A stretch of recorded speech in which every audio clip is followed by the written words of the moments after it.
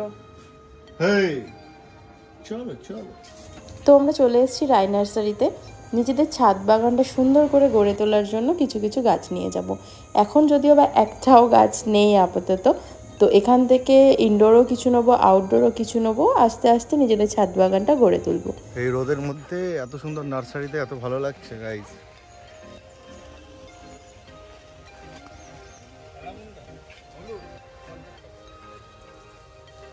দারুণ লাগছে, এত সুন্দর রোদে এত সুন্দর বাগান কেনা চাই বাড়ির ভেতরে।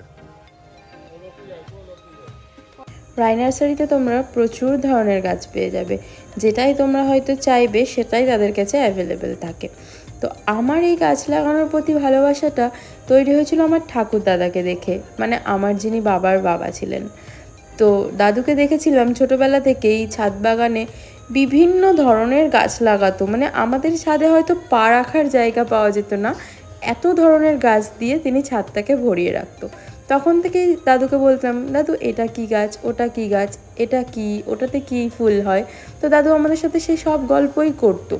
তো নিজের হাতে কোনোদিনও করা হয়নি যে ভাবিনি যে নিজের হাতেও গাছ লাগাবো কি বাগান করব। কিন্তু দাদু চলে যাওয়ার পরে না, এই গাছ, ফুল, ছাদে বিভিন্ন ধরনের ফুল হওয়া, এই জিনিসগুলোকে সত্যিই ভীষণ মিস করি। তাই ভাবলাম নিজের হাতেই কেন না করা যাক নিজের বাড়ির ছাদে। তো এই যে তোমাদের সাথে গল্প করতে করতে আমাদের সব নেওয়া হয়ে গেছে।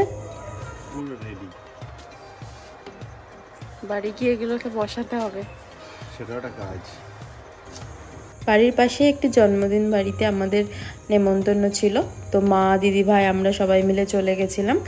আর বাড়িতে ছিল ও, বাবা আর দাদা ভাই। তো ওরা তিনজনা মিলে মাংস রান্না করে বাড়িতে খাওয়া দাওয়া করেছে। তো আমরা চলে যাচ্ছি এখন খাওয়ার দিকে। আর এই গরমে সত্যিই খাওয়া দাওয়াটা খুব সুন্দর করেছিল, কারণ এই গরমে আর রিচ খাওয়া যাচ্ছে না কোনো মতে। তো সিম্পল ভেজ, ডাল, ভাত, মাংস, এটাই কিন্তু ভালো লাগে খেতে। তো এই যে আমি বাড়ি চলে এসেছি, রাত্রির 12টা বেজে গেছে, এখনো এরা বদমাশি চালিয়ে যাচ্ছে। তুই নে তো শিও, তুই নে, দাও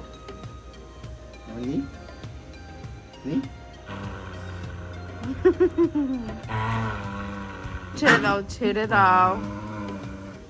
আবার তুই দাদাকে কেন করছিস এমন? ও একটু খেলবে। খেলো খেলো, রাত্রির 12টা বাজে, তুমি খেলো। কিরে ঘরে যাবি না?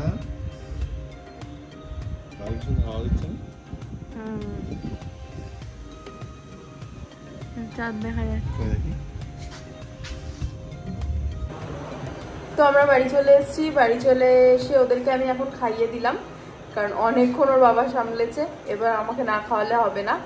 তো চলো, আজকের ব্লগটা তোমাদের কেমন লাগছে সবাই জানিও। আর ব্লগটা যদি ভালো লাগে তাহলে like, comment, share and subscribe করতে ভুলবে না। তো চলো, টাটা সবাইকে, গুড নাইট, সবাই ভালো থাকবে, সুস্থ থাকবে।